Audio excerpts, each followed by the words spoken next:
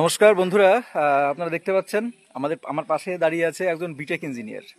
তো সে এখন দীর্ঘ 10 বছর হলো সে গুজরাটে, দীর্ঘ 10 বছর গুজরাটে সে বড় বিটেক মানে বিটেক ইঞ্জিনিয়ার, সে বড় ইলেকট্রিক কোম্পানিতে চাকরি করে, বড় পদে রয়েছে। তো তার এখন মাসিক বেতন প্রায় 40,000 অ্যাবভ, তার বেশি হবে।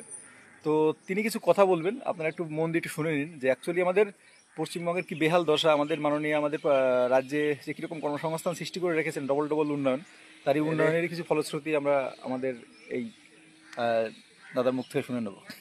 বলো। আজকে আমি যে ফ্যাক্টরিতে কাজ করি সেটা হচ্ছে এমআরএফ লিমিটেড। সেখানে প্রায় 100 বাঙালি আছে। নবদ্বীপে প্রায় একটা গ্যাং আছে। আমি প্রথম যখন যাই তখন ভাবি যে এখানে কোনো বাঙালি নেই। তখন ভেবেছিলাম যে চাকরিটা আমি ছেড়ে দিয়ে চলে আসব। কিন্তু দেখলাম যে ওখানে পরিযায়ী শ্রমিক এত, মানে পরিসংখ্যান করলে পরে মিনিমাম 5 লাখ ছাড়িয়ে যাবে। মানে সারা ভারতবর্ষে যা ওখানকার যে শ্রমিক খায়, আমার যা আইডিয়া হলো, আমি আমাদের 6খানা গেট আছে, এক একটা গেটে মিনিমাম এক এক শিফটে 10 জন 15 জন করে বাঙালি এক এক শিফটে। তা মিনিমাম 100 জন লোক কাজ করে। ওরা হচ্ছে ইঞ্জিনিয়ারদের লেবার, মানে আমাদের লেবার হিসাবে কাজ করে। তো আমরা হচ্ছে অ্যাকচুয়ালি মেনটেনেন্স সুপারভাইজার। আমরা সাধারণত ওদের দিয়ে কাজ করাই। ওদের কোনো ডিগ্রি নেই, আমাদের বিটেক আছে, ডিপ্লোমা আছে, এক্সপিরিয়েন্স আছে। যদি পশ্চিমবঙ্গে শিল্প কর্মসংস্থান আজকে মানে এত পরিযায়ী শ্রমিক বাইরে, ধারণা করার বাইরে। আমি না গেলে বুঝতে পারতাম না। আমি আগে দিল্লিতে 3 বছর কাজ করেছি, গুজরাটে করেছি, এখন হায়দ্রাবাদে আছি। বিভিন্ন জায়গায় আমি বিভিন্ন প্রান্তে কাজ করেছি।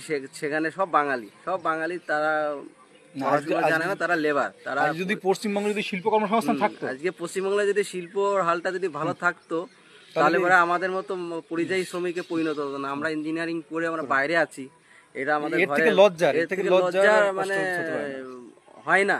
তো আমি এই বলবো যে পশ্চিমবাংলায় একটু শিল্পর দিক থেকে নজর দেওয়া উচিত মাননীয়ার। শুধুমাত্র একমাত্র সোশ্যাল ওয়ার্ক করলে হবে না, আমাদের মতো মানুষের কাজও করতে হবে, যাতে আমরা বাইরে না থাকি। আমরা সবাইকে ছেড়ে, পিতা মাতা মা বাবা সবাইকে ছেড়ে বাইরে আমরা সেই যাযাবরের মতো জীবন কাটাচ্ছি। না পাচ্ছি সন্তান, না পাচ্ছি বউ বাচ্চার কাছে। এইভাবে আমাদের মধ্যে একটা দূরত্ব তৈরি আছে। সেই জন্য বলি যে মাননীয় আমাদের এইদিকে শুধু ভাতায় ধ্যান না দিয়ে আমাদের চাকরি ব্যবস্থা করুন। আমাদের এখানে শিল্প